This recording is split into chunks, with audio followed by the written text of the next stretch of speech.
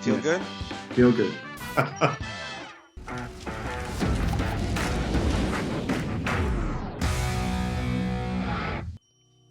Hi, everybody. I'm Ben Heller, and this right here, this is James Speirs.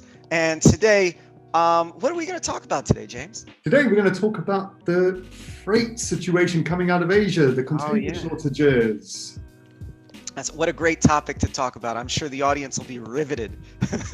Not like it's new news or anything like that, but I thought we'd put our spin on it. All right, well, let's do it. A minute is on the clock. James, have at it.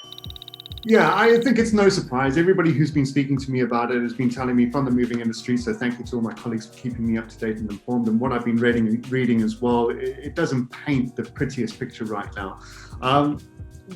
What I have been reading is this is not going to go on forever.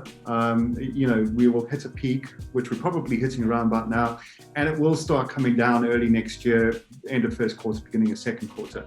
I think the reality is it will never come down as far as it was before it started going up. So we're going to be grateful for the drop, but it's going to be a hell of a lot more expensive than what we were paying before. And I think where my interest in plays into that is, what does that do for moving policies moving forward? What are we going to see GM global mobility teams doing whilst they try and pause the cost inflation that they're going through and stop moving those goods now? What policy changes they make and how they address that after that comes out, because the cost will never go down as much. And I guess my take there is that doesn't stay in Asia. If that policy is good, it goes into the rest of the globe as well. And my time's up.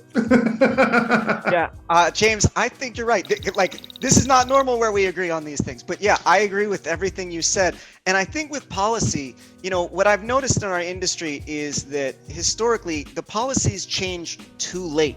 And we're on to the next thing. And like, I remember at the end of 2007, 2008, we had the housing crisis, and we started making policy changes in 2009, 2010, when we were on to something else. And I don't think that we need a policy change here. I think that we need a pause. If you have a lot of people that are moving out of Asia, I wouldn't be spending an extra 10 grand in freight right now. I would say, okay, all right, we're not moving your stuff. Go live in furnished housing for the next 6 months, something along those lines. But I think you're right. And I think you're right on around quarter two. That I expect pricing to be substantially better, largely because right now we're in pre-Christmas season. We've got a lot of stuff coming to the United States, to Europe from China, and there just is a supply-demand issue with those containers. You're looking at me like I'm done, James. You are now.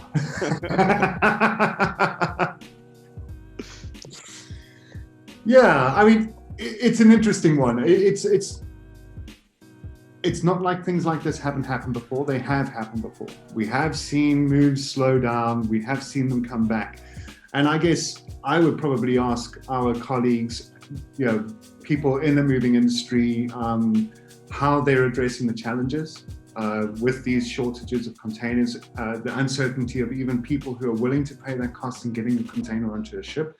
How are they managing that? How are they managing expectations with their clients?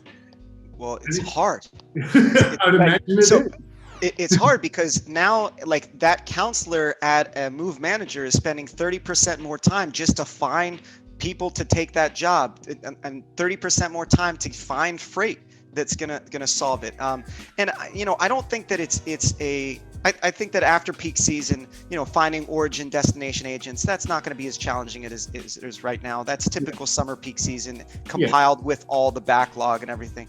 But I think that the freight coming out of Asia is just a longer term problem, and I don't see it being a world problem like U.S. to Europe, Europe to Asia, Europe to U.S., South America. Like, I don't see the freight challenges as much there. The data that we've looked at has not shown a high correlation with going up like that. There's been some increases, but there's also been some decreases in pricing. So there's nowhere around the world where we've seen it so universally impactful as Asia.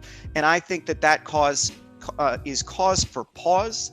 It's cause for adaptation, but I don't think it's necessary cause for a policy change, which you're not looking at change for another 3 to 5 years.